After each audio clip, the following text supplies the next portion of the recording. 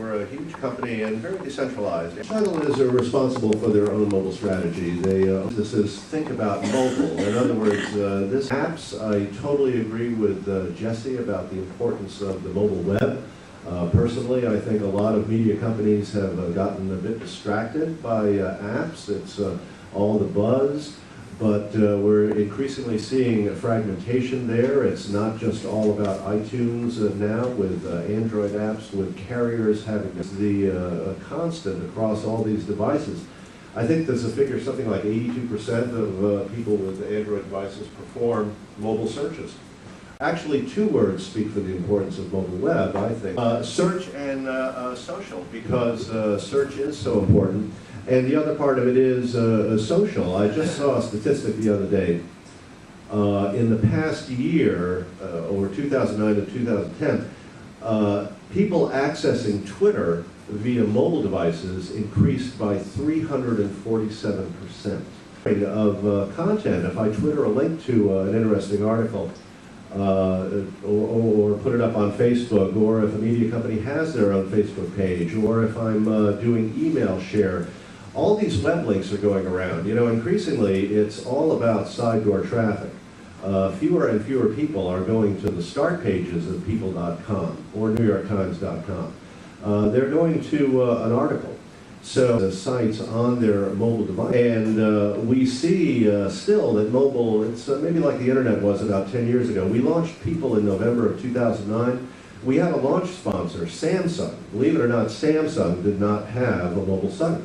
More important is to be redirecting your mobile users to that site. We pursue, for the most part, what's called an off-deck strategy. Our call to action is go to people.com on your BlackBerry, on your iPhone. Go to EW.com on your Android device. We detect that it's a mobile device coming in and not a desktop, and direct that page request to the mobile optimized site. Not only do we do that, but we're actually one of the few publishers, and this is the most exciting thing I think I've accomplished in the past year, is that we've actually extended mobile redirects to all page requests, not just homepage requests.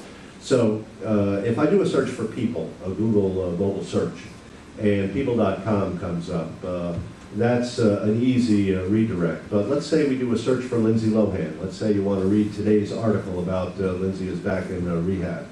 And a search result comes up for a specific article on people.com. If you're on a mobile device and you click on that web link, we're going to redirect you to that article on our mobile optimized site.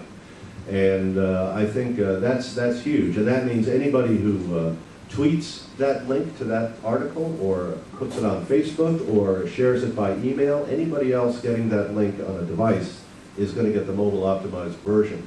And very few publishers are doing that yet. It's a bit taxing on infrastructure, but back to the deck. We also have some Android apps. We're very bullish on Android, and in a minute I'll show you why.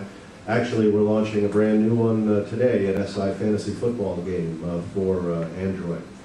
Of course, we're big on iPads and tablets. We had Time Magazine available on the iPad on April 3rd on the launch date. We had to put this guy on the cover. Fortune, we've got People, and we are also doing apps for iPads. I say apps as opposed to digital magazines, such as EW Must List or Life Wallpaper, an app that allows you to choose an iconic Life photograph and make it your wallpaper. So digging into landscape, one thing that hasn't changed much about mobile is it's still the three-legged stool of the device manufacturers, the operating systems, and the carriers. So how do we make sense of all this? Well, we look at a lot of data. And it's from 13% in 2009 to 22% penetration, expected to grow to 50% by 2014. And the reason that's so smartphones know how to use their browser, and they use it, and they know how to download apps. And as I said, we pursue an off-deck strategy. So there are no links to People. You've got to type in people.com to get there. We find that 80% of our mobile web traffic is from smartphones. We look at platform use and how it's shaping up. Nielsen projects Android to eclipse iPhone very soon, or 2012, 2011, 2012.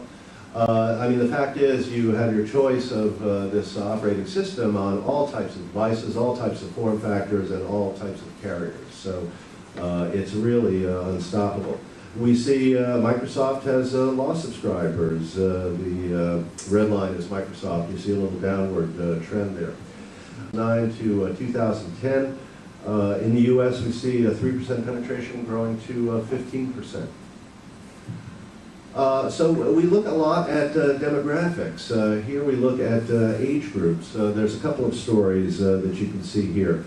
We notice in a young demographic, a larger share of the pie is Android. Young people are quicker to pick up on the advantages of this platform. I think young people respond more favorably to the openness of Android. When we look at our older demographic, 45 to 54, we see that a lot of these folks are still not on smartphones, 83%. And look at the median age for people subscribers, age 41. So this is something we have to consider. RIM, Android have slightly higher percentages of female subscribers. As I said, we ask about mobile as we formulate our mobile strategy. We see that iPhone is a little bit more male-dominated. And look at on the right, audience is 71% female. So these are considerations. Only 33% of folks are trying to access entertainment news on their dumb phones, if you don't mind the expression. Most popular categories for content. So what are people actually doing with their phones? Top 8. But you can see quite a bit of consistency in web use growing as app use grows as well. And this chart puts it in plainer terms. The second blue line, the light blue line, is growth of mobile web usage, and the orange line is growth of apps. And this is specifically, the fact is, mobile web usage continuously is outpacing growth of apps insofar as usage. And I don't see this trend changing anytime soon. So yeah, I'm very... But here we see some differences. 57% of apps are free, whereas only 28% of iPhone apps are free. Well, why is this? The fact is still that purchasing an app in iTunes is generally an easier experience. One-click buying is possible. So there's some challenges there for Android as well as RIM platforms, launching paid Android apps at this point. So kind of summing up, basically I see 12 new smartphones coming out that are considered to be iPhone competitors. 8 of those are Android-based. There's one significant Windows mobile device that's getting a lot of press attention, but I don't see it really changing things too much as far as Microsoft platform penetration. And really the most innovative smartphone, probably the Dell Streak, because it's both a smartphone and a tablet. It's either a big phone or a small tablet, however you want to look at it. Of course, being a magazine company, like I said, we're extremely focused on the iPad and tablet space. I think there's 32 interesting tablet devices expected to launch by year's end. I think out of these, 13 are going to be Android powered. 13 of these are going to be running Windows, and we've got a Windows 7 device coming out, and HP doing a WebOS platform. What's really interesting is the new mid-size tablet, about a dozen new 6 to 7 inch screen devices. I think they're going to be extremely popular. I think the idea of a e-reader that fits in your jacket pocket or in a lady's purse is going to be big. A lot of people complain the iPad is just too heavy. Of course, rumors about Apple launching